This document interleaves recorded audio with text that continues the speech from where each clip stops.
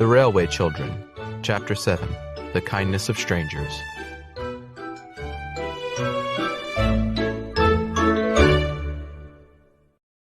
The next day, Mother stayed in bed because her head ached so badly. She had a fever and would not eat anything. Dr. Forrest came and said it was the flu. "Nurse Bobby," the doctor said, smiling at Bobby. "I'll send some medicine later.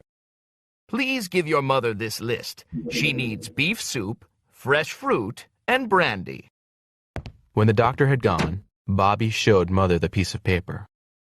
"Impossible," Mother said with a laugh. "We can't buy all these things. We're poor, remember?" "Yes, Mother," Bobby answered and tried to smile. The children talked later. "Mother needs those things," said Bobby. "How can we get them for her? Think, everybody, as hard as you can." A plan was formed. Phyllis and Peter found a white sheet, some black paint, and a paintbrush. Bobby stayed with Mother all night long. The next morning, the doctor came again.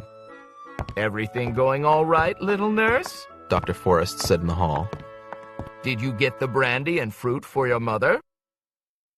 "No, I couldn't. But I'll get them tomorrow," Bobby said. "Very well, then," the doctor replied. When the 9:15 train came out of the tunnel that same morning, the old gentleman was ready to wave. But instead of 3 children on the fence, there was just one, Peter. But he was not waving. Instead, Peter was pointing at the large white sheet attached to the fence. On the sheet were thick black letters that read, "Look out at the station." Many passengers looked out their window at the station, but they saw nothing peculiar. But as the train was departing, the old gentleman saw Phyllis running toward him. "I thought I was going to miss you," she shouted. She quickly thrust a letter into his hand through the window as the train moved away. The old gentleman relaxed in his seat and opened the letter. "Dear Mr. We do not know your name. Mother is ill. The doctor says we must give her good food.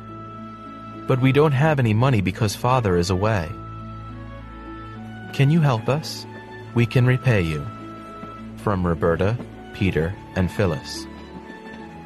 Below their names they had written down their requests.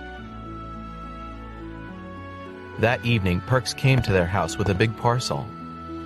Inside were all the things they had asked for. There were also some things they had not asked for: wine, 2 chickens, and flowers. There was a letter, too. "Children, here is the food for your mother. If she says you are wrong to ask for the things, tell her that I say you are right. I was pleased to help." The old man's name was underneath, but it was illegible. "I think we were right," said Phyllis. "Of course we were right," said Bobby. "I hope Mother thinks we were right, too," said Peter. But he didn't sound very sure.